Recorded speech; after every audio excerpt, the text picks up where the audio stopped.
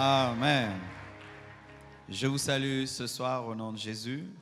Soyez les bienvenus dans la présence de Dieu. Saluez votre voisin de gauche et de droite. Nous sommes dans notre étude biblique sur comment libérer un captif. Je crois que nous allons clôturer cette série d'enseignements ce soir. Je parlerai de 7 à 8 choses, si je peux. Et nous allons clore ces enseignements sur la délivrance des possédés, la délivrance des captifs. C'est un enseignement technique pour ceux qui ont le fardeau de libérer les autres. Nous sommes debout pour lire la Bible dans Matthieu 17, verset 14 jusqu'au verset 21. Matthieu 17, 14 à 21, la Bible dit: Lorsqu'ils furent arrivés près de la foule, un homme vint se jeter à genoux devant Jésus et dit: Seigneur, aie pitié de mon fils qui est lunatique et qui souffre cruellement. Il tombe souvent dans le feu et souvent dans l'eau. Je l'ai amené à tes disciples et ils n'ont pas pu le guérir. Race incrédule et perverse, répondit Jésus. Jusqu'à quand serai-je avec vous? Jusqu'à quand vous supporterai-je? Amenez-le-moi ici. Jésus parla sévèrement au démon qui sortit de lui et l'enfant fut guéri à l'heure même. Alors ses disciples s'approchèrent de Jésus et lui dirent en particulier: Pourquoi n'avons-nous pu chasser ce démon? C'est à cause de votre incrédulité, leur dit Jésus. Je vous le dis en vérité, si vous aviez de la foi comme un grain de sénévé, vous diriez à cette montagne: transporte-toi d'ici là, et elle se transporterait. Rien ne vous serait impossible. Mais cette sorte de démon ne sort que par la prière et par le jeûne. Asseyez-vous, s'il vous plaît. Comment libérer un captif? Nous voyons là Jésus-Christ qui donne une technique à ses disciples: la foi, le jeûne et la prière. Et j'ai parlé de beaucoup de choses. Et pour ce soir, voici encore d'autres choses à faire lorsque tu veux délivrer un possédé. Il faut demander à la personne de bien s'habiller pour sa délivrance. C'est-à-dire que lorsque tu fixes un rendez-vous pour une délivrance, surtout pour une jeune dame, pour une femme, il faut lui dire: quand tu viendras mardi, mercredi, habille-toi bien. Surtout si tu vois que c'est une femme qui ne s'habille pas bien. Donc c'est sûr que lorsqu'elle reviendra mal habillée. Amen. Hein? Donc quand tu vois déjà qu'elle s'habille mal d'habitude, sache que le jour de la délivrance, elle s'habillera mal. Et quand on fait la délivrance, les habits se soulèvent, on saute dans tous les sens et il peut se faire que ça puisse te distraire. C'est pourquoi il faut déjà dire à la personne: quand tu reviendras, habille-toi bien. C'est très important. Nous voyons dans les hôpitaux même, lorsque tu arrives à l'hôpital, on te donne du coup un habit à porter, parce qu'il y a une manière aussi de s'habiller dans un hôpital. Et je crois que le plus grand hôpital, c'est l'Église. Amen. Et la Bible dit dans 1 Thessaloniciens 5, verset 22, « Abstenez-vous de toute espèce de mal. » Toute espèce de mal. J'aime bien ce verset parce qu'il contient tout ce qui est mal. Car la Bible ne peut pas être un registre de tous les péchés du monde. Sinon, ce serait un gros livre. Mais là, vous voyez, on dit: abstenez-vous de toute espèce de mal. Tout ce qui peut sembler être mal, il faut s'en garder. Même dans le domaine de la délivrance, une personne mal habillée, mal vêtue, il ne faut pas. Il faut lui dire: ma sœur, prochainement, tu t'habilles bien. Et si elle est venue mal habillée, il faut lui dire: rentre, habille-toi bien. Ou nous ici, on a des pagnes disponibles. On fait porter un pagne pour que les choses se passent décemment. Mais si là où tu vas prier, il n'y a pas de pagne, il n'y a rien, il faut lui dire: va, change-toi et puis reviens. Parce qu'il ne faut pas que tu mettes ton salut en jeu lorsque tu veux sauver quelqu'un d'autre. Amen. Il ne faudrait pas que tu t'égares en cherchant à délivrer quelqu'un. Il ne faudrait pas que tu sois intoxiqué en cherchant à sauver l'autre. Dieu ne permet pas ça. Nous voyons même que lorsque Moïse a demandé à Dieu d'effacer son nom du livre de vie pour Israël, Dieu a refusé. Dieu ne permet pas à un homme de perdre son âme pour un autre. Seul Jésus-Christ peut mourir pour nous parce que lui peut ressusciter. Mais toi, ne pense pas que tu peux t'égarer pour l'autre. Il se peut que tu t'égares pour la vie. Donc, il faut demander à la personne de bien s'habiller pour sa délivrance. Enfin, ces bruits-là, ça me dérange. Afin d'éviter toute espèce de mal. Deuxièmement, il faut la couvrir si les démons la dénudent. Là, c'est dans le cas, la personne est bien habillée. Elle a porté une longue robe. Vraiment, elle n'était pas venue mal habillée. Mais pendant la délivrance, qu'est-ce qui se passe? Le démon commence à la dénuder. Et je vous assure, il y a des esprits comme ça qui peuvent déchirer l'habit de la personne, qui peuvent soulever consciemment pour distraire celui qui prie. Et là, si cela arrive, il faut couvrir la personne. Il ne faut pas continuer à prier. Il faut arrêter la délivrance, couvrir, parce que lorsque tes yeux voient, le diable peut te donner des mauvaises pensées, il peut te donner de mauvais désirs et il peut même t'injecter un esprit d'adultère, un esprit d'impudicité. Il faut arrêter la délivrance, habiller la personne. Et si tu es seul, tu es un homme avec une femme, il faudrait directement faire participer à cette délivrance une femme qui va veiller sur l'autre femme, parce que tu ne vas pas non plus habiller une femme. Amen. Hein? Tu ne vas pas l'habiller. Il faudrait toujours que tu te fasses aider. C'est pourquoi Jésus-Christ, lorsqu'il envoyait ses disciples, il les envoyait 2 à 2. Amen. On est plus en sécurité à 2. C'est pourquoi moi, quand je fais la délivrance, il y a toujours maman Mimi qui est là, Franck qui est là, Sion qui est là. Lorsque ça se complique, je sonne et puis ils viennent et ils me donnent un coup de pouce. On n'est jamais archi fort. Amen. Ce sont les personnes qui tombent dans l'orgueil spirituel qui chutent. Tant que tu es humble et tu ne vas pas dans des combats que Dieu ne permet pas, tu tiendras bon jusqu'à la fin de ta vie. Mais si tu te permets d'entrer dans des combats que Dieu ne permet pas, mon frère, tu risques d'y perdre ton âme. Donc retenez, il faut demander à la personne de bien s'habiller pour la délivrance. Là, c'est le rendez-vous. Et de 2, si elle est couverte, mais pendant la délivrance, il y a des manifestations qui soulèvent ses vêtements, il faut l'habiller, arrêter la délivrance et l'habiller. Matthieu 6, verset 13 nous dit: ne nous induis pas en tentation, mais délivre-nous du malin. Ne nous induis pas en tentation. C'est parmi les requêtes que Jésus-Christ donne à ses disciples lorsqu'il prie. Il faut toujours prier que Dieu éloigne de toi la tentation.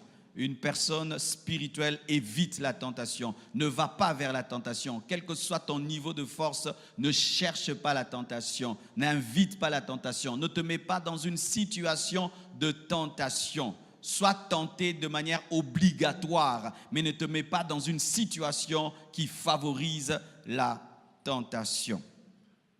Je crois que je disais tout ça dans mes précédentes interventions. Troisièmement, il faut avoir l'esprit de l'urgence. Et là, je vais commencer maintenant à entrer en profondeur. Il faut avoir l'esprit de l'urgence, éviter la lourdeur et ne pas suivre les caprices de la personne possédée.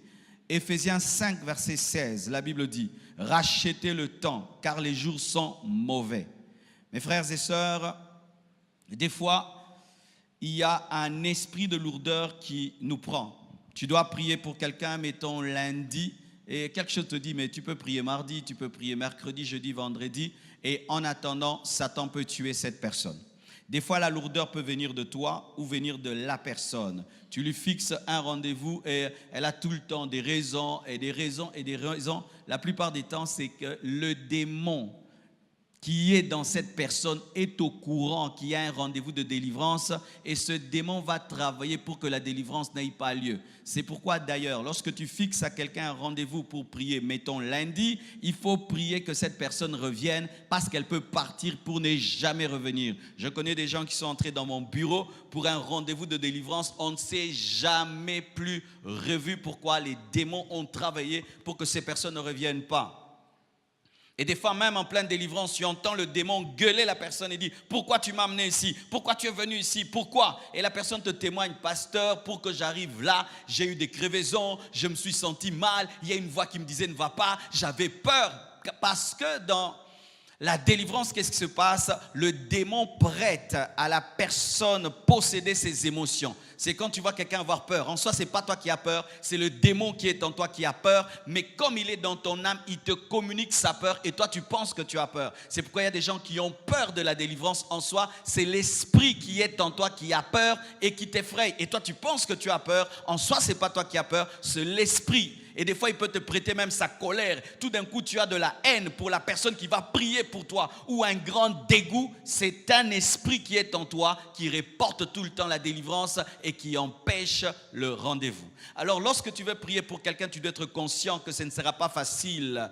Un rendez-vous de délivrance est toujours difficile à être réalisé. Soit c'est toi qui seras combattu, soit c'est la personne qui sera combattue. Tu peux tomber malade ou être faible ou être fatigué ou avoir tellement de raisons. Elle aussi peut tomber malade et tu dois te battre. C'est pourquoi, autant qu'il est possible, il faut prier pour la personne le plus tôt que possible. Amen. Hein? Le plus tôt que possible. Si c'est possible, même lundi, prie. Si c'est le même mardi, prie. Fixe un rendez-vous le jour suivant si vraiment tu es super occupé. Mais si tu as le temps, fais-le directement. Pourquoi? Il se peut que la personne ne revienne pas.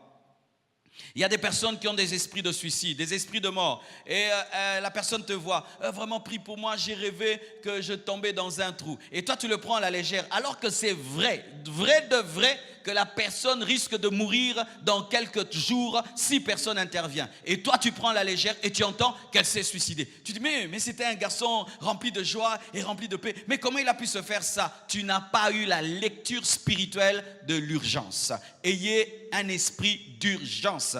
Dans les hôpitaux, il y a des salles d'urgence. Amen. C'est-à-dire qu'il y a des cas qui ne peuvent pas passer par le secrétariat, passer directement. Il faut l'opération directement. Pourquoi? Parce que si vous allez 2 semaines, 3 semaines, 4 semaines, la personne peut mourir. Il en est de même dans les choses de Dieu. Il y a des cas, il faut directement. C'est-à-dire tu finis la cure d'âme et tu sens que ce monsieur, j'ai fini la cure d'âme mardi. Le temps que ça arrive samedi, il va encore réchuter. Il y aura en plus de démons. Directement, tu pries. Amen. Ayez l'esprit de l'urgence. La Bible dit, rachetez les temps car les jours sont mauvais. Je me suis rendu compte que des fois, lorsque je devais prier pour quelqu'un et je me sentais très très lourd pour prier, une grande délivrance était cachée. Car des fois ça arrive, tu écoutes quelqu'un et puis tu vois vraiment que son cas est grave et tu regardes tout ce que tu dois faire et tu dis ça va, je vais prier, je prierai. Et le jour que tu pries, tu te rends compte qu'il y avait des esprits pleins de démons dans la personne qui étaient en train de t'empêcher de prier. Sachez que les démons sont réels. Le monde spirituel est réel. Même le fait même de venir à l'église, c'est un combat pour plusieurs, n'est-ce pas? Si chacun de nous doit monter ici et nous dire ce qu'il a ressenti pour venir au culte, de la lourdeur, la fatigue, même une voix qui te dit ne va pas, qu'est-ce que tu vas rater? Et alors pour un service de délivrance, c'est pourquoi lorsque l'occasion se présente et tu peux le faire, fais-le. Amen. Hein? Donc, ayez toujours un esprit d'urgence. Ne soyez pas paresseux. Ne tombez pas dans la lourdeur. Ne tombez pas dans la négligence. Et ne prenez pas au sérieux les caprices du possédé. Il y a des personnes possédées qui arrivent te voir. Prie pour moi. Et quand vous causez, et puis elle change. Non, pas aujourd'hui. Oh. Et puis toi, tu laisses la personne. Des fois, ce n'est plus elle qui parle, c'est le démon. Car une personne qui a un démon peut passer en mode humain et en mode démoniaque sans que tu te rendes compte. Ah oui. Tu peux être en train de causer avec quelqu'un et sans que tu te rendes compte, tu ne parles plus avec lui. Tu es en train de parler avec le démon qui est en lui. Mais tu dois avoir le discernement de savoir. Mais comment cet homme est venu me chercher pour que je prie? Et maintenant que je parle de la prière, il me dit non, pas aujourd'hui. Tu peux savoir que là, ce n'est plus la personne, mais c'est un démon. Alléluia. Alors tu dois t'imposer, avoir de l'autorité. Tu ne peux pas opérer dans la délivrance sans avoir l'autorité et dire à la personne, je prie pour toi maintenant. Non, tu prieras demain. À genoux, toi, on va prier. Et là, tu te rendras compte que ce n'était pas elle, c'était l'esprit. Amen. Hein? Ne reporte pas toujours à demain ce que vous pouvez faire aujourd'hui, à moins vraiment que tu sentes que si tu commences cette délivrance, tu n'auras pas assez de temps. Là, tu fixes un rendez-vous parce que aussi, n'oubliez pas ce que j'ai enseigné. Il ne faut pas commencer ce que tu ne pourras pas terminer. Une autre chose qui complète ce que je viens de dire. Il ne faut pas être mécanique dans la délivrance. Il ne faut pas tomber dans un système dans la délivrance. La Bible dit dans Actes 16, versets 16 à 18, « Comme nous allions au lieu de la prière, une servante qui avait un esprit de python et qui, en devinant, procurait un grand profit à ses maîtres, vint au-devant de nous et se mit à nous suivre, Paul et nous. Elle criait, « Ces hommes sont les serviteurs du Très-Haut et ils vous annoncent la voie du salut. » Elle fit cela pendant plusieurs jours. Paul, fatigué, dans d'autres versions dit excédé, se retourna et dit à l'esprit, « Je t'ordonne au nom de Jésus-Christ de sortir d'elle. » Et il sortit alors même, c'était sur une route. Voici mes frères et sœurs. Souvent, l'homme aime toujours créer une religion. Un jour, avant de prier pour quelqu'un, tu fais une cure d'âme, après il confesse, il s'agenouille, tu imposes les mains, tu chasses, les démons partent, et puis ça devient ton système. Tu fais tout le temps comme ça, tout le temps, et de sorte même que tu crées des principes autour, que la délivrance ne se passe que de cette manière, que de cette manière, que de cette manière. C'est lorsque nous voyons même des religions qui créent même des rites autour de la délivrance. Il faut mettre de l'encens, il faut mettre une bougie, il faut une croix. Pour tout, chaque fois il faut chasser les démons. Il faut une croix, il faut une bougie, il faut de l'encens. Pourquoi? Une fois ils ont fait ça marcher. Et d'ailleurs, sachez que l'encens ne chasse pas les démons, la croix ne chasse pas les démons, les bougies ne chassent pas les démons. Amen. Un démon peut brûler une croix, éteindre une bougie et se parfumer d'encens. Ah oui, amen. C'est au nom de Jésus qu'on chasse les démons. Pas de bougie, pas d'encens, pas de croix. Tout cela, ça ne fait rien au diable. Et d'ailleurs, dans certains films d'exorcisme, on voit même les démons qui s'amusent avec les croix. Amen. Alors, mes frères et sœurs, qu'est-ce qui se passe? Même nous, dans nos églises de réveil, nous créons de tels systèmes. On chasse les démons à l'église, on chasse les démons dans une pièce, dans un bureau, un système. Alors que tu peux chasser un démon dans un bus, tu peux chasser un démon sur la route, tu peux chasser un démon dans une voiture, tu peux chasser un démon à l'école, tu peux chasser un démon au bureau, tu peux chasser. Tu peux chasser un démon sans même avertir que tu le chasses. Je crois hier alors que je recevais, c'est ce qui est arrivé. J'étais en train de causer avec une dame et ses filles. Alors j'ai fini de causer avec la dame et puis je cause avec une autre. Et puis une autre vient, elle s'assied face à moi. Pendant qu'on cause, tout d'un coup, je vois que son regard n'était pas normal. Et puis je lui pose une question, j'étais encore dans le naturel. Je dis, mais en fait, comment ton regard est comme ça? Tu es malade, tu souffres des yeux. Et puis du coup, pendant que je lui parlais, elle a tourné son dos. Alors j'ai su que c'était des puissants des ténèbres qui n'arrivaient pas à me fixer et que nous n'étions plus dans le naturel, nous étions dans le spirituel directement, sans avertir. Yamba. Pwani, wane comme affrontement. Bituma deje bandaki. Na longwe na nzoto tokoti na mulim. Alléluia. Pourquoi? Parce que pendant que toi tu opères dans le naturel, le surnaturel a commencé. Qu'est-ce que tu dois faire? Tu dois quitter le naturel, entrer dans le surnaturel et opérer. Et directement, j'ai commencé à prier. J'étais sur ma chaise, elle était sur la chaise et le combat avait lieu de chaise en chaise. Give me amen. Mon frère, ma soeur, tu peux aller dans un supermarché pendant que tu es en train d'attendre ton tour d'acheter. L'autre commence à dire, hé, monte frère, sache que devant là, il y a une puissance des ténèbres qui ne supporte pas la puissance que tu dégages. Dis au nom de Jésus, démon, toi qui es devant moi, sors, tu vas voir. Pou, au bandit église Nakatia boutique. Donne-moi la main. Paul a chassé le python ou sur la route. Il est en train de marcher, le démon dérange. Il se retourne, démon quitte. Tu t'imagines ça? Sur une avenue, tu vois quelqu'un qui est en train de marcher, se retourne, démon sort et quelqu'un tombe. Waouh! Ça c'est beau. Des fois vous ratez des passes en or de Dieu parce que vous êtes trop religieux. Vous êtes trop dans le système, alors que des fois l'onction de Dieu se meut déjà et tu n'as même pas besoin de dire à genoux, toi, reçois Jésus-Christ, tu opères directement dans la puissance et tu verras le miracle et le prodige. Amen. Tu peux te promener et tu vois un fou. Lorsque le fou te voit, il commence à s'agenouiller. Mon frère, c'est un miracle, c'est un penalty. Marque. Alléluia. Tu te promènes, un fou te suit, te suit, te suit. Ensuite, il te dit, délivre-moi, délivre-moi, délivre-moi. Mais toi, tu fuis. Cette femme qui était tout le temps en train de crier derrière Paul, ces hommes ont la puissance de Dieu. Ils vous annoncent la voie du salut. Elle prophétisait sous l'emprise d'un démon, mais son âme criait, libère-moi. Ah, donne-moi la main, je vais t'expliquer. Lorsque tu veux opérer dans la délivrance, tu dois écouter les âmes. Parce que quelqu'un peut parler, mais son âme parle. Tu peux voir un fou qui est en train de crier, mais au fond de lui, son âme dit, sauve-moi, délivre-moi. Et tu peux voir quelqu'un opérer dans des choses mauvaises, mais son âme est en train de crier, qui me délivrera? Et lorsque cette femme était en train de crier derrière Paul, ensuite elle était en train de crier, pourquoi tu passes? Viens me libérer, délivre-moi de ces démons. Et Paul lui a dit, c'est que son âme voulait. Vous comprenez cela? Ne soyez pas mécanique. Des fois, tu ne fais pas de cure d'âme, mais Dieu va tout faire. Alléluia. Tu n'as pas toujours besoin de faire des cures d'âme. Il y a certaines personnes qui entrent au bureau, je sens que toi, il faut qu'on t'écoute. Mais d'autres, tu sens seulement qu'il faut exercer l'autorité. Dernièrement, j'ai reçu deux personnes, le même jour. Une, je lui ai dit, fais la cure d'âme. L'autre, j'ai prié sans cure d'âme. Il faut savoir sentir lorsque l'Esprit de Dieu se meut.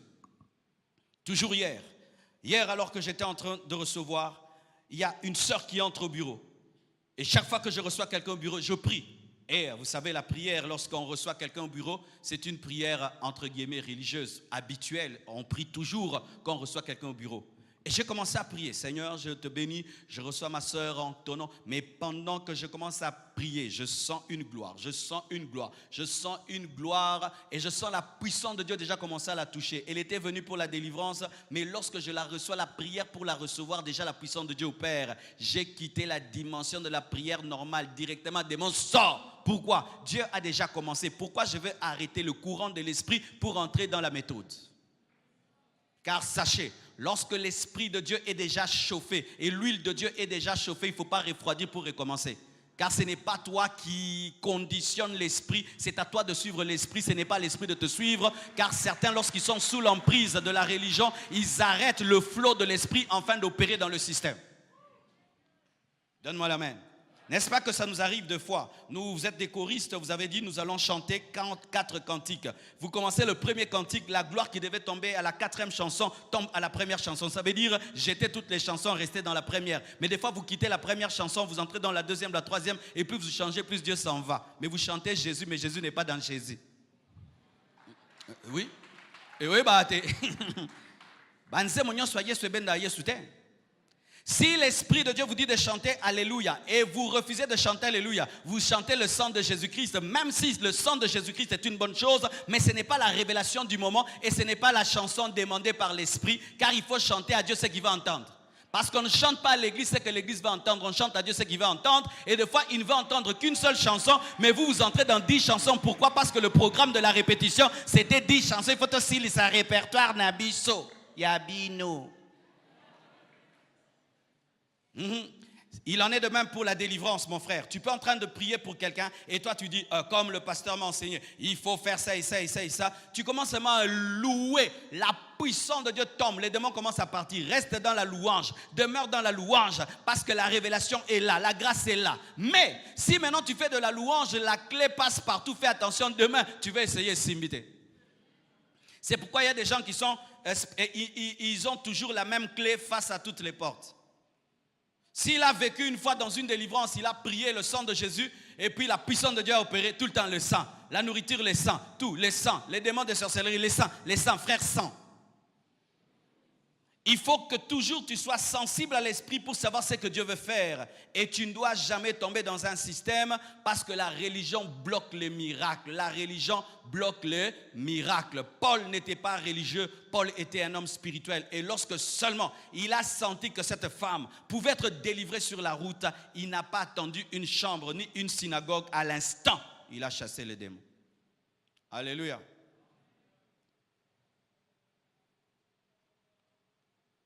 Aussi, mes frères, souvent nous pensons que lorsque tu as chassé les démons, on va t'acclamer toujours, mais sache que des fois, chasser un démon peut t'attirer des problèmes.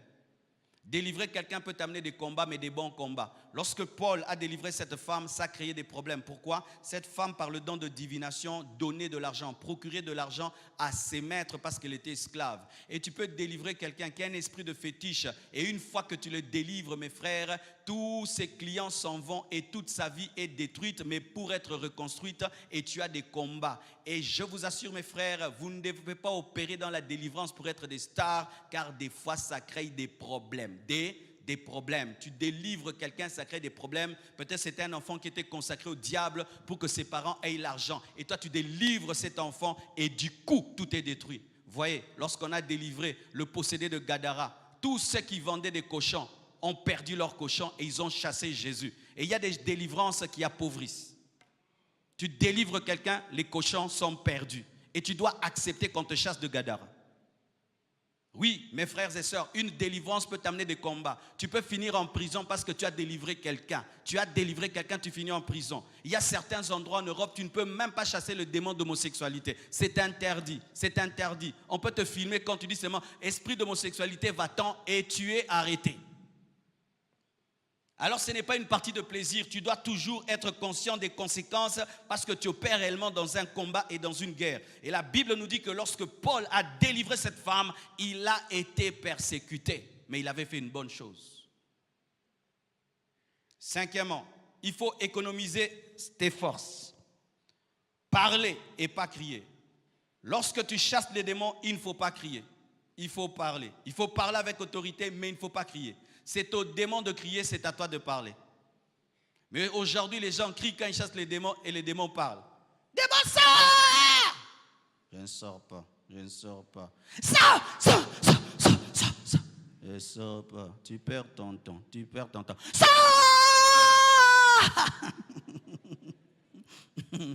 Tu es fatigué, mon frère. Sors!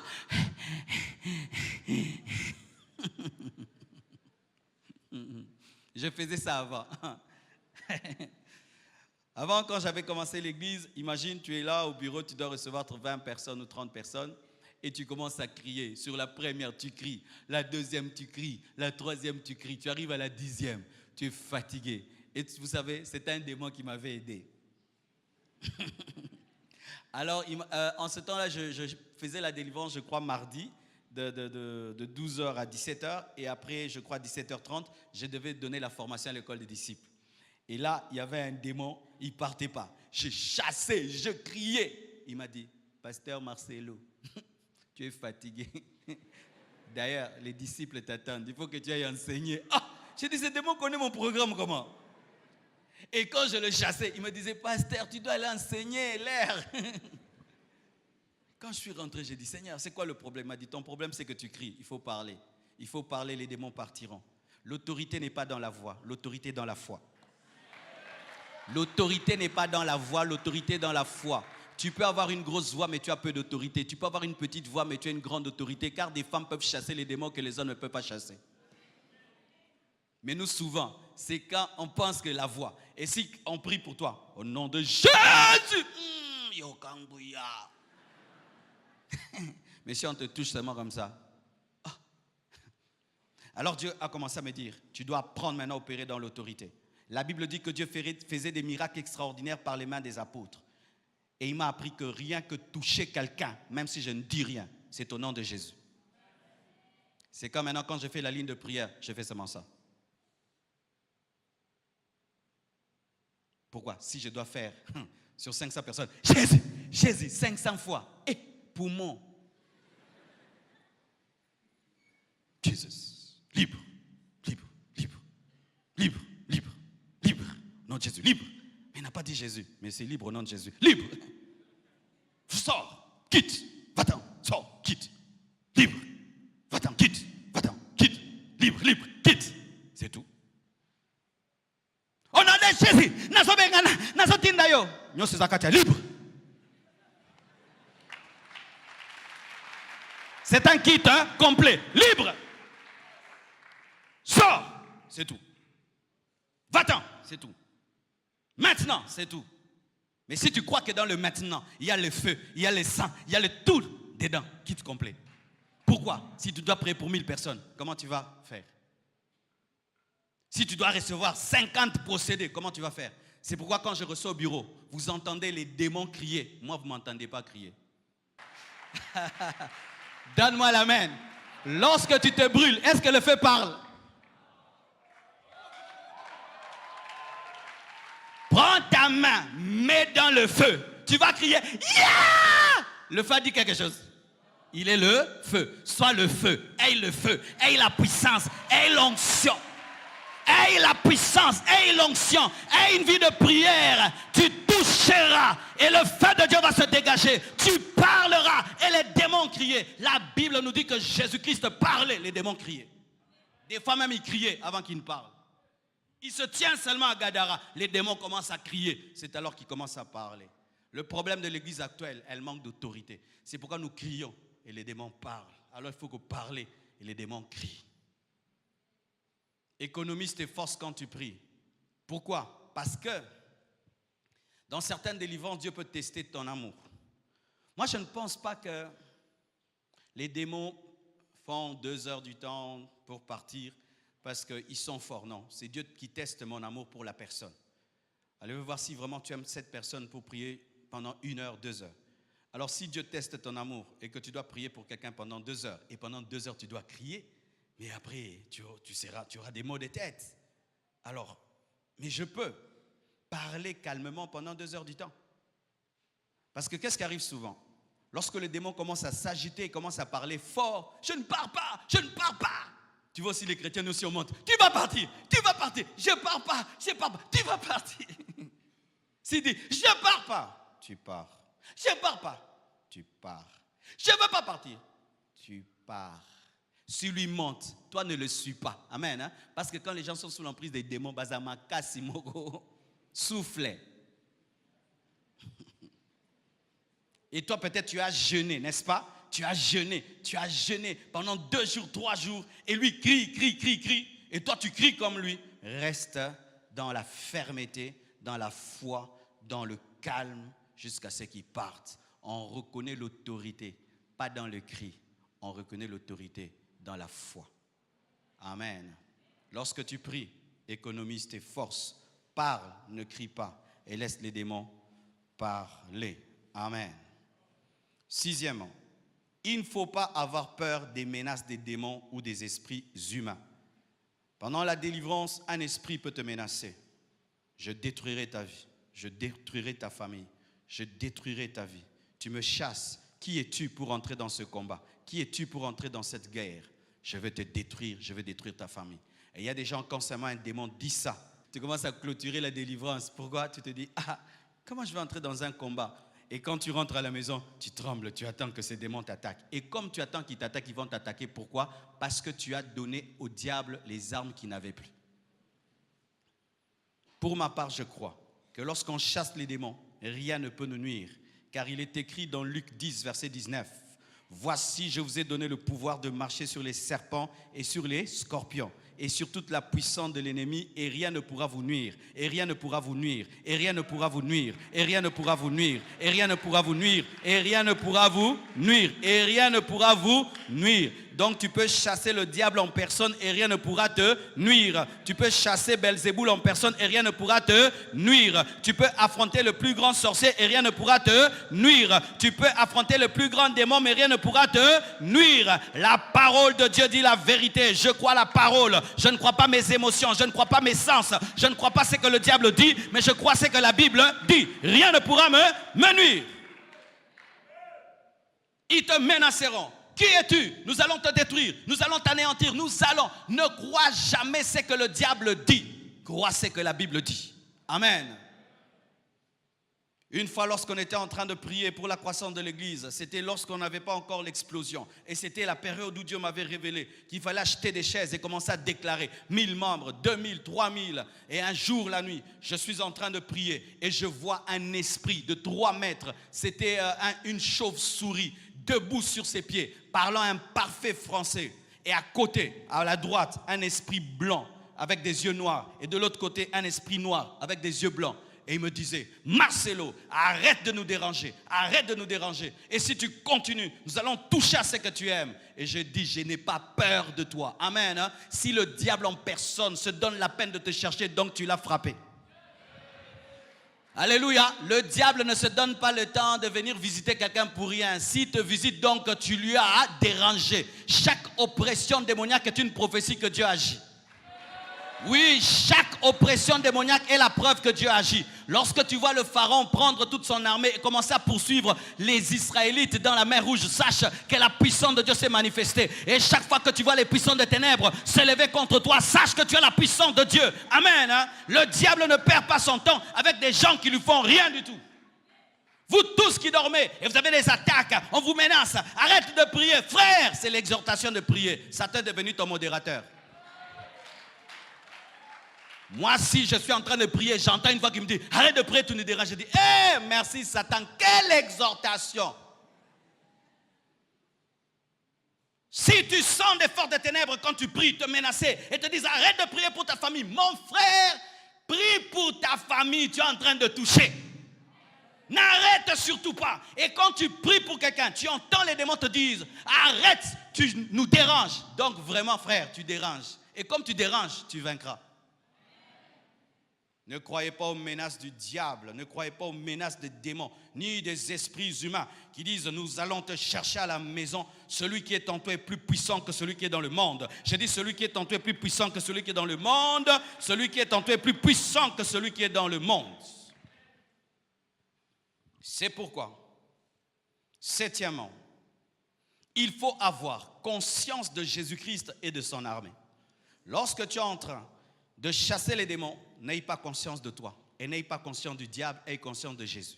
Le problème des fois, les gens qui chassent les démons ont conscience des démons. Tu vois, quand tu chasses et puis les démons se manifestent et tout, tu as maintenant conscience du diable, tu as conscience des sorciers, tu oublies qu'il y a Jésus, tu oublies qu'il y a les anges. Mes frères et sœurs, si pendant que tu chasses un démon, ils sont mettons à 10 démons, sache qu'il y a au moins 20 anges. Car ceux qui sont avec nous sont plus nombreux que ceux qui sont avec eux. Lorsque le diable s'est rebellé, il a amené le 1/3 des anges et 2/3 sont restés fidèles à Dieu. Donc si je chasse un démon, il y a au moins 2 anges. Si je chasse 20 démons, il y a au moins 40 anges. Avec moi, il y a toujours plus nombreux qu'eux. Et Dieu opère toujours dans une trinité. Le diable n'opère pas dans une trinité.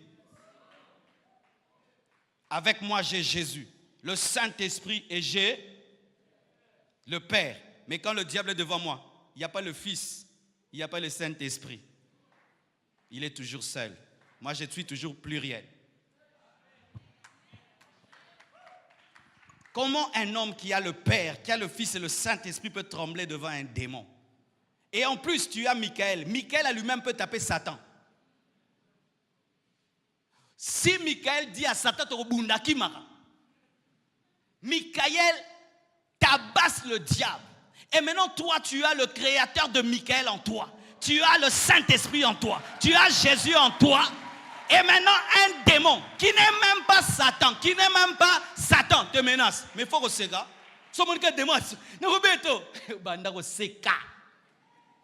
c'est comme si un bébé dit qu'il va te taper. Tu vois un bébé avec une couche qui te dit, on va se battre. On dit, ya, impoli. Donne-moi la main. Un jour, mon pasteur va à Brazzaville et pendant qu'il est en train de prêcher, il y a un jeune garçon qui avait touché à la magie pour être un grand karatéka. Et ce garçon, il se levait, il crie et puis il monte et puis il tape les intercesseurs. Et tout le monde avait fui. Et maintenant, le garçon était devant mon pasteur. Il a commencé à faire ses katas et il se préparait à monter pour taper le pasteur. Tu sais ce que le pasteur lui a fait? Pendant qu'il fait ses katas là, il veut à Bétira. Take it! Yo, moi, m'ké.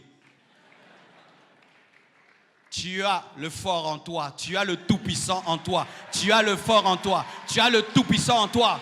La Bible nous dit que lorsque le serviteur d'Élisée commençait à avoir peur de l'armée ennemie, qu'est-ce que Élisée a dit? Il lui a ouvert les yeux afin qu'il se rende compte qu'il y avait des chevaux et des chars autour de lui. Il y a des chevaux et des chars autour de toi. Tu n'es pas seul dans le combat. Tu n'es pas seul dans la guerre. Tu n'es pas seul dans le combat. Tu n'es pas seul dans la guerre. Lorsque tu dors, il y a des anges autour de toi. Lorsque tu dors, il y a des flammes de feu autour de toi. Tu n'es jamais seul dans le combat. Même si tu ne vois qu'Élisée, il n'y a pas qu'Élisée. Il n'y a pas qu'Élisée. La montagne est envahi.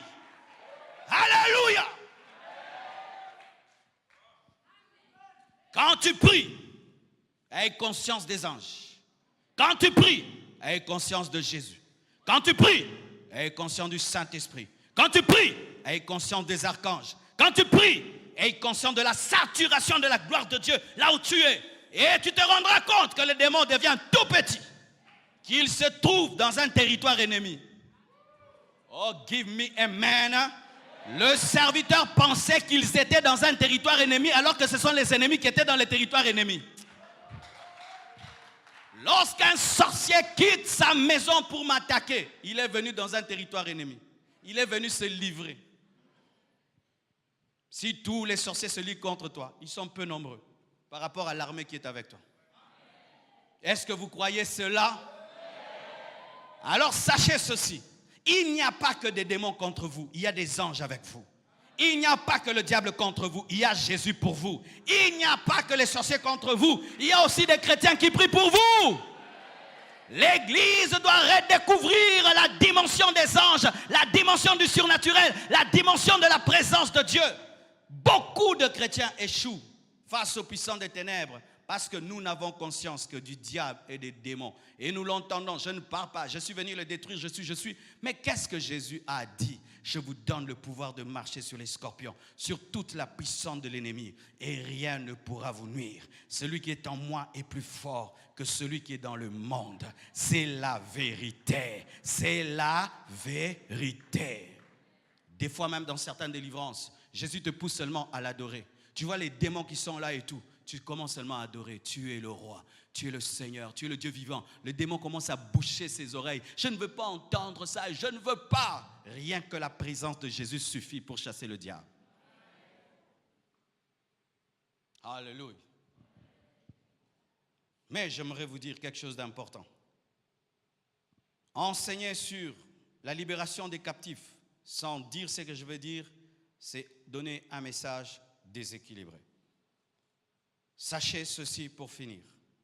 Le salut est plus important que l'autorité sur les démons. Le salut est plus important que l'autorité sur les démons. Luc 10, versets 17 à 20, la Bible dit, « Les 70 revinrent avec joie, disant, « Seigneur, les démons même nous sont soumis en ton nom. » Jésus leur dit, « Je voyais Satan tomber du ciel comme un éclair.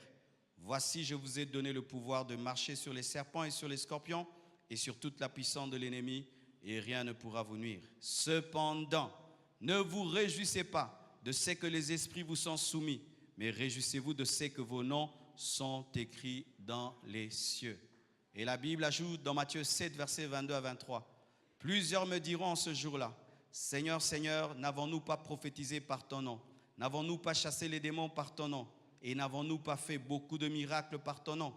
Alors je leur dirai ouvertement, je ne vous ai jamais connu, retirez-vous de moi, vous qui commettez l'iniquité. » Le salut est plus important que l'autorité. Mes frères et sœurs, il est possible de chasser le diable dans l'autorité sans être en communion avec Dieu. Car la Bible dit, plusieurs diront, nous avons chassé les démons en ton nom, et je leur dirai, je ne vous ai jamais connu. Donc il est possible d'utiliser le nom de Jésus sans connaître Jésus. Comment? Oui. N'est-ce pas qu'il y a des gens qui utilisent le nom des grandes autorités, mais qui ne connaissent pas ces autorités? Et il y a des gens aussi qui utilisent le nom de Jésus sans connaître Jésus. Et certains démons se soumettent. Lorsque les disciples reviennent vers Jésus-Christ, enfin, de donner un compte rendu de leur mission, ils sont heureux d'avoir chassé le diable, d'avoir chassé les démons.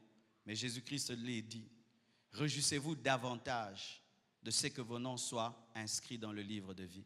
Car il est possible de chasser le diable, mais tu finis en enfer. Il est possible de faire des services de délivrance et tu finis en enfer. Si tu es sincère, n'est-ce pas que des fois, tu chasses les démons et tu vois les démons se manifester alors que pendant ces temps-là, tu n'étais pas en communion avec Dieu? C'est pourquoi beaucoup de gens ferment les yeux sur leur communion avec Dieu et regardent seulement les démons qui sont chassés, alors que les démons sont chassés parce que le nom qui est invoqué est grand. Ce n'est pas parce que tu es grand. Alléluia. Ce n'est pas toi qui es grand. Ils ne se soumettent pas à toi. Le nom que tu invoques est grand. C'est pourquoi ils se soumettent à cause du nom. Alors mes frères et sœurs, la manifestation de l'autorité n'est pas le signe que tu as la communion. Car des fois tu peux opérer dans l'autorité mais tu n'es pas en communion. Et des fois même, les démons peuvent entretenir en toi une erreur en quittant les corps pour que toi tu penses que tu es en communion pour que tu finisses en enfer. Et que tu dises, tu vois, les démons partent, donc Dieu est en communion avec moi. Et au dernier jour, tu finis en enfer. Frère, sœur, après avoir chassé les démons, va prier dans ta chambre et dis, Seigneur, est-ce que tu es vraiment avec moi? Car des fois, Dieu peut t'utiliser rien que comme un instrument, mais il n'est pas d'accord avec toi. Sachez que cela est vrai. C'est pourquoi on ne peut pas dire qu'un homme de Dieu est en intimité avec Dieu par le nombre de démons qu'il chasse, par les démons qui se manifestent. Faites très attention, ce n'est pas ça qui détermine la communion avec Dieu. La communion avec Dieu est déterminée par l'obéissance à la parole de Dieu. Car tu peux être dans la désobéissance et tu opères dans les miracles et tu opères dans les prodiges et tu prophétises et tu fais des miracles, mais Dieu n'est pas en communion avec toi. Un pasteur, alors que j'étais un enfant, a donné cet enseignement. J'étais troublé, mais je bénis Dieu qu'il ait eu cette sincérité. Il dit quoi? Un jour, il était à la permanence et il s'était chamaillé avec un autre frère dans la permanence. Il était en colère vraiment. Et pendant qu'il était fâché, une maman vient avec un enfant dérangé par la maladie et dérangé par les démons et amène cet enfant à la permanence. Priez pour lui. Et il était en colère et il a prié pour l'enfant. L'enfant était guéri. L'enfant était guéri. Vous savez pourquoi? Parce que l'onction est différente du Saint-Esprit. Avoir l'onction et avoir la communion avec le Saint-Esprit sont deux choses différentes. Le Saint-Esprit est une personne, l'onction est une puissance. N'est-ce pas que des fois ton téléphone n'est pas chargé mais il a toujours la puissance? Mais cette puissance est décroissante, n'est-ce pas? Si tu ne te connectes pas à nouveau, tu seras lobat. Mais si tu t'étais connecté il y a 2 jours, tu peux continuer à appeler, mais la croissance, plutôt la puissance du téléphone est décroissante. Et il y a des gens qui opèrent aujourd'hui à cause de la communion d'hier. C'est leur connexion d'hier avec Dieu qui a permis qu'ils aient l'onction, mais ils n'opèrent pas dans une fraîche onction qui est provoquée par la communion, mais qui est provoquée par une ancienne relation. Faites très attention mes frères. Quand tu chasses les démons, tu dois savoir s'ils partent par ta communion avec Dieu ou par l'onction. Parce qu'ils peuvent partir par l'onction sans partir par la communion. Et si tu opères dans l'autorité sans communion, Jésus te dira, je ne t'ai jamais connu. C'est pourquoi mes frères, ne brandissez pas les miracles, les prodiges pour dire que vous êtes en communion avec Dieu. Et ne vous trouvez jamais supérieur aux autres parce que vous chassez les démons. Car il est possible qu'au dernier jour, Jésus te dise, je ne t'ai jamais connu. Toi qui chasses les démons, est-ce que ton nom est écrit dans le livre de vie? Toi qui utilises le nom de Jésus, est-ce que Jésus écrit ton nom? Tu utilises le nom de Jésus, mais Jésus n'a pas écrit ton nom. Tu finiras en enfer, mais tu as utilisé son nom. C'est ça le dilemme de la spiritualité. C'est ça le dilemme du surnaturel. Le dilemme des miracles et des prodiges. Les miracles et les prodiges ne sont pas la garantie de l'intimité avec Dieu. C'est un don spirituel qui peut opérer. Car dans le don de miracle, il y a aussi la capacité de chasser les démons. Donne-moi la main. Samson tabassait ses ennemis, n'est-ce pas? Mais il était dans le péché. Tabasser les ennemis. Dans l'ancienne alliance, aujourd'hui est représenté par chasser les démons. Il chassait les démons, mais c'était un impudique. Il chassait les démons, mais c'était un profane. Il chassait les démons, mais il n'avait aucune communion avec Dieu. Jusqu'à sec, il a fini par mourir. Mes frères et sœurs, la communion avec Dieu est plus importante que chasser les démons. C'est pourquoi si tu chasses les démons et tu n'es pas en communion avec Dieu, arrête de chasser les démons, va arranger avec Dieu et viens les chasser. Une fois, un prédicateur est venu dans notre assemblée. Il a donné un message puissant. Je me suis retrouvé dans tout ce qu'il disait. Il a parlé des choses, je me suis rendu compte que c'était toute ma vie. Mais mon pasteur me respectait, m'honorait. Lorsqu'il a commencé à prier, il y a eu des manifestations des démons. Les gens sont tombés, on les amène à la permanence. Qui on appelle? Marcelo. Viens prier pour eux. J'ai dit, papa, pas aujourd'hui. J'ai dit, aujourd'hui, je ne prie pas. Qu'on prie d'abord pour moi. Et je suis allé. On a prié pour moi. Je me suis repenti. Quand j'ai arrangé avec Dieu, c'est alors que je suis allé chasser. Mais je vous dis, je pouvais aussi chasser et les démons pouvaient partir, mais ils allaient partir par l'onction, mais pas par la communion. Je refuse d'opérer par l'onction. Je veux opérer dans la communion. Je refuse d'opérer dans une vieille onction. Je veux opérer dans une onction fraîche qui vient de la communion. Je veux pas opérer au nom de Jésus sans avoir Jésus. Je veux Jésus quand j'opère en son nom. Car frères et sœurs, sachez qu'aujourd'hui même, pour vous équilibrer, certaines personnes que vous voyez chasser les démons ne les chassent pas, ils les déplacent. C'est l'équilibre que je donne à la fin de ce message. Comment vous pouvez expliquer qu'un homme de Dieu, faux serviteur de Dieu, chasse les démons? Certains serviteurs de Dieu, faux, ne chassent pas les démons. D'ailleurs, un faux serviteur de Dieu ne chasse pas les démons. Il déplace les démons. Qu'est-ce qui se passe dans l'occultisme et dans la magie? Je vais chercher les fétiches chez la magie. Et on me donne la capacité de déplacer les démons. Quand j'arrive là, tu t'entends avec les démons. Parce que vous deux, vous servez le même maître. Et tu leur dis, pendant qu'il est en train de faire, il fait d'autres choses que vous ne voyez pas. Il dit, toi, quitte ici pour qu'on puisse croire en moi. Et quand ils vont croire en moi, je vais les amener auprès du diable. Et tu vois les démons partir. Mais qu'est-ce qui se passe? Il quitte ce corps s'il entre dans ce corps-là. Il quitte ce corps s'il entre dans ce corps-là. Il quitte ce corps, il entre dans ce corps-là. Mais vous regardez dans la caméra, et les démons partent, mais ils ne partent pas. Ils sont en train de se déplacer d'un corps à un autre parce qu'ils ne les chassent pas dans les lieux arides, ils les chassent dans les corps. N'est-ce pas que les démons ont demandé à Jésus-Christ d'aller dans les pourceaux? Maintenant, eux, ils ne chassent pas les démons dans les lieux arides ni dans les pourceaux, ils les chassent dans les pourceaux spirituels. Qui sont les cochons spirituels? Ce sont tous ces païens qui vont dans les églises, des cochons spirituels. Oui, mon frère, lorsque tu vas dans un lieu de délivrance et tu es un païen et tu ne connais rien sur Dieu, tu deviens un cochon. Et les démons, des fois, au lieu d'aller dans les lieux arides, ils entrent en toi. Car les cochons, est-ce qu'ils avaient prié? Mais c'était des lieux disponibles pour les démons. Et des fois, quand on chasse les démons, ils disent, hey, nakotata awa, ata le pesant ngulu. Oui, mes frères, vous qui vous amusez à venir à l'église et vous n'avez aucune crainte de Dieu. Comme aujourd'hui, il y a des gens qui sont dans le péché, mais qui aiment aller là où on chasse les démons. Hey, combat, combat, combat, combat. Et toi-même, tu n'as pas la crainte de Dieu, tu deviens le cochon. Tu deviens les pourceaux de Gadara. Oui, tu deviens le pourceau de l'église. Et tous les esprits entrent en toi. C'est pourquoi, mes frères, quand vous venez à l'église, soyez sérieux, soyez des hommes. Soyez des hommes. Alléluia.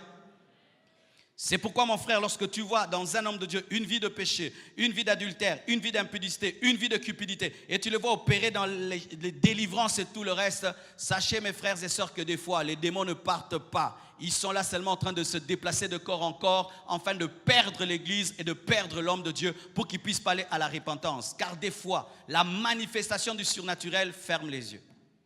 Tu veux te repentir, mais tu vois des choses arriver. Oh, Ngolu, l'ifelo. Mes frères et sœurs, Jésus-Christ avait refroidi ses disciples, comme je vous refroidis à la fin de ce culte. Ils étaient là dans la joie. Nous avons chassé les démons en ton nom. Il fallait que Jésus aussi entre dans l'ambiance. Ouais, Pierre, tu as vu comment mon nom est puissant. Il dit, ne vous réjouissez pas de cela. Réjouissez-vous de ce que vos noms soient inscrits dans le livre de vie. Et d'ailleurs, moi j'ai vu plus que ça. J'ai vu le diable lui-même tomber du ciel sur la terre comme un éclair. Mais ça ne me dit rien. Ne vous glorifiez pas de ça. Quand tu chasses les démons, ne te glorifie pas. Glorifie-toi d'avoir ton nom dans le livre de vie, de l'assurance du salut. Que Dieu vous bénisse abondamment.